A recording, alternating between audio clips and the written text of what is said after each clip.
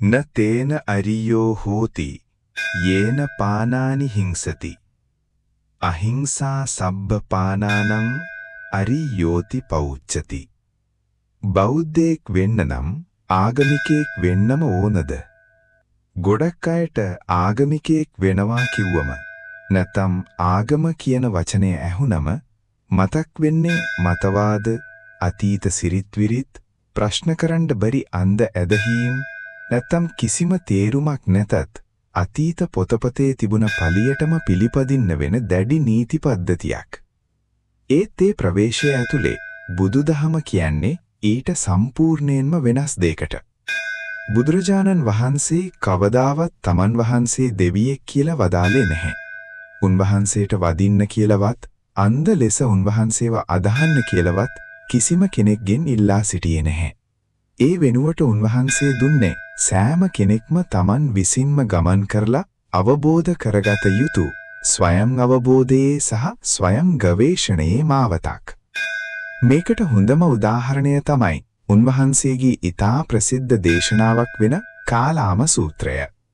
බුදුරජාණන් වහන්සේට කොසල් ජනපදයේ කේසපුත්ත කියන නිගමයේදී විවිධ ආධ්‍යාත්මික ශාස්ත්‍රූවරුන්ගේ මතවාද අහලා තදින්ම කම්පාවටත් සැකයටත් පස්වෙලා හිටපු කාලාම වැසියන් පිරිසක් හමු වුණා. එයාලට හමු වුණු හැම ශාස්ත්‍රූවරයෙක්ම කිව්වේ තමන් විතරයි අවසාන සත්‍යය දන්නේ කියලා. එතකොට කාලාම වැසියන් බුදුරජාණන් වහන්සේගෙන් මෙන්න මේ ප්‍රශ්නය ඇහුවා. ස්වාමීනි, අපි කාගේ කීමද පිළිගන්න ඕනේ? අපි විශ්වාස කරන්න ඕනේ කාවද, කුමන ආධ්‍යාත්මික දේශනාවද කියලා. එතකොට බුදුරජාණන් වහන්සේ දුන්න පිළිතුර ඊටාම පුදුම සහගතයි. උන්වහන්සේ අංගුත්තර නිකායේ තික නිපාතයට අයිති කාලාම සූත්‍රයේදී මෙන්න මේ පාලි පාඨය වදාලා. මා අනුස්සවේන මා පරම්පරාය මා ඉති කිරාය මා පිටක සම්පදානේන අත යදාතුම් හේ කාලාමා අත්තනාව ජානේයාත ඉමේ ධම්මා කුසලා අතතුම් හේ උපසම්පජ්ජ විහෙරේයාත. බුදුරජාණන් වහන්සේ වදාලා පැරණි පොතපතක හෝ ශුද්ධ වූ ලියවිල්ලක තිබු පළියටම යම් අදහසක් පිළිගන්නවත් ප්‍රතික්ෂේප කරන්නවත් එපා. ඒ වගේම ඒ තමන්ගේ පරම්පරාවෙන් ආපු සිරිත වූ පළියටවත් පිළිගන්න හෝ ප්‍රතික්ෂේප කරන්න එපා. තමන්ගේ ගුරුවරයා කිව් පළියටම යමක් පිළිගන්න හෝ ප්‍රතික්ෂේප කරන්නත් එපා. ඊට වෙනුවට ඒක අත්හදා බලන්න. ඒක ඇතුලේ ජීවත් වෙන්න. ඒක නිරීක්ෂණය කරන්න. තමන්ම අත්දකලා බලන්න. මේ අදහස මගේ ජීවිතයට සතුට අරන් දෙනවද? මේ අදහස මගේ ජීවිතයට වගේම අනික් අයගේ ජීවිතවලටත් සතුට අරන් දෙනවද? මේ අදහස මගේත් අනික් අයගේත් යහපතට සහ අභිවෘද්ධියට හේතු වෙනවාද කියලා තමන්ගෙන්ම අහන්න. එහි පිළිතුර ඔව් නම් අන්න ඒ වන්දනාව, ඒ සිතුවිල්ල තදින් අල්ලාගෙන ඒක ප්‍රායෝගිකව ජීවිතය ඇතුලේ කරන්න. හැබැයි යම් අදහසකින් තමන්ගේ ජීවිතයට වගේම අන් අයගේ ජීවිතවලටත් දුක, පීඩාව, රිදීම සහ වේදනාව අරන් දෙනවා නම් බුදුරජාණන් වහන්සේ වදාලේ ඒ දේ අතහැරලා දමන්න කියලා. ඒ නිසා තේරුම් ගන්න. බුදුදහමට අන්ධ විශ්වාසයක් ඕන නැහැ.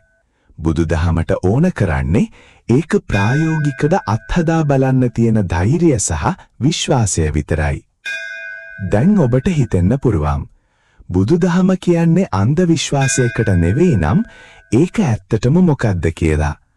ඔබ ඒකට ආගම කියන්න, දර්ශනය කියන්න, නැත්නම් ආධ්‍යාත්මිකත්වය කියන්න. ඒ ලේබල් වැඩක් නැහැ. වඩාත්ම වැදගත් වෙන්නේ ඔබ ප්‍රායෝගිකව ජීවිතය ඇතුලේ කරන්නේ මොකක්ද කියන එකයි. ඔබ මේ ලෝකයේ ඉන්න සියලු සත්වයන් කෙරෙහි සීමාවක් නැති, කොන්දේසි නැති අප්‍රමාණ මෛත්‍රිය සහ කරුණාව ප්‍රගුණ කරනවා නම් ඔබ යන්නේ බෞද්ධ මාවතේමයි. ඔබ ඇතුළෙන්ම සත්‍ය සොයාගන්න සිහිය සහ අවබෝධය ප්‍රගුණ කරනවා නම් ඔබ යන්නේ බෞද්ධ මාවතේමයි. ඒ නිසා බුදුදහම කියන්නේ ඔබ ඔබටම බෞද්ධයෙක් කියලා ලේබල් ගසා ගන්නවාද කියන එක නෙවෙයි. ඒක තීරණය වෙන්නේ ඔබ ඔබේ ජීවිතය ප්‍රඥාවෙන්, කරුණාවෙන්, දයාවෙන් සහ පැහැදිලි අවබෝධයෙන් ජීවත් වෙන්න තෝරා ගන්නවාද කියන එක මතයි. මතක තියාගන්න. බුදුරජාණන් වහන්සේ පවා මේ ගමන පටන් ගත්තේ මුලින්ම බුද්ධත්වයට පත්වුණු කෙනෙක් විදිහට නෙවෙයි. බුදු වීමට පෙර උන්වහන්සේ රජමාලිගාවක රාජකීය ජීවිතයක් ගත කළා. අධික සැප සම්පත් මැද ජීවත් වුණා, ධනයට උපන්නා. නමුත් පස්සේ උන්වහන්සේ තේරුම් ගත්තා මේ බෞද්ධික සැප සම්පත් ඇතුලේ හිර වෙලා ඉන්න එකෙන් Taman සොයන සත්‍යවත් හදවතේ නිවීමවත් සොයා ගන්න නැවෙන්නේ නැහැ කියලා. ඒ නිසා උන්වහන්සේ තම රාජකීය ජීවිතය අතහැරලා ශරීරයට දැඩි ලෙස දුක් දෙන අත්තකිලමතානුයෝගය කියන අනික් අන්තයට ගියා. ශරීරය පෙළුවා නොකා නොබී සිටියා. ඊට පස්සේ උන්වහන්සේට තේරුණා ශරීරය පෙළන ඒ අන්තේනොත් Taman සොයන අභ්‍යන්තර ශාන්තිය සොයා ගන්න බැහැ කියලා. අන්න ඒ මොහොතේ තමයි උන්වහන්සේ මධ්‍යම ප්‍රතිපදාව හෙවත් කාමසුකල්ලිකානුයෝගයටවත් අත්තකිලමතානුයෝගයටවත් වැටෙන්නේ නැති ඒ සමබර මැද මාවත සොයාගත්තේ. මෙන්න මේකයි බුදුදහමේ සැබෑ සාරය. කිසිම ආකාරයක අන්තවාදී ඇදහිම් වලට හෝ අන්තවලට නොවැටී සිටීමයි.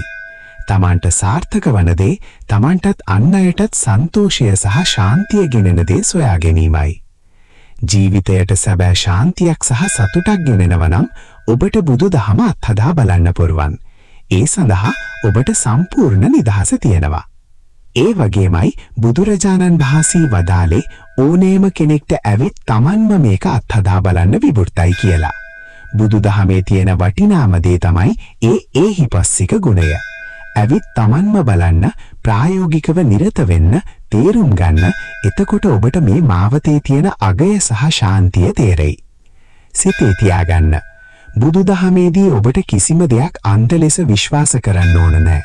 කිසිම සිරිත් විරිත් හෝ මතවාද අන්ධ ලෙස බාර ගන්න ඕන නැහැ. ඔබ කරන්න ඕන එකම දේ උත්සාහ කරන්න.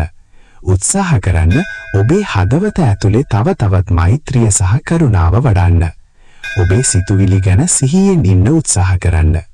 නිකම් පුරුදු වලට සහ හැඟීම් වලට ගසාගන්නේ නැතුව හොඳ අරමුණකින් සහ අවධානයෙන් ජීවත් වෙන්න උත්සාහ කරන්න. ඒක ඔබට සාර්ථක නම් ඔබේ ජීවිතයට සතුට ගෙනෙනවා නම් ඒ මාවතේ යන්න. නැත්තම් ඒක අතහැරලා දමන්න. මෙන්න මේකයි බෞද්ධ පිළිවෙතේ තියෙන වෙනස. අවසානයේ ප්‍රශ්නය තියෙන්නේ ඔබට බෞද්ධයෙක් කියනවාද නැද්ද? නැත්තම් ඔබ ආගමිකයෙක්ද කියන එක මත නෙවෙයි. ප්‍රශ්නය තියෙන්නේ ඔබ මේක ප්‍රායෝගිකව අත්හදා බලන්න ලෑස්තිද කියන එක මත විතරයි. මේ වටිනා අදහස හිතේ තියාගන්න. එතකොට ඔබට බුදුදහම මීට වඩා නිර්වුල්ව තේරුම් ගන්න පුළුවන් වේවි. ඔබ සැමටම නිදුක් නිරෝගී සුවය ලැබේවා. මේ ජීවිතයේදීම උතුම් ශාන්තිය අත්දකින්න ලැබේවා. ආදරයෙන් හිත නිවන බුදුවදන්. මම අප්පච්චි.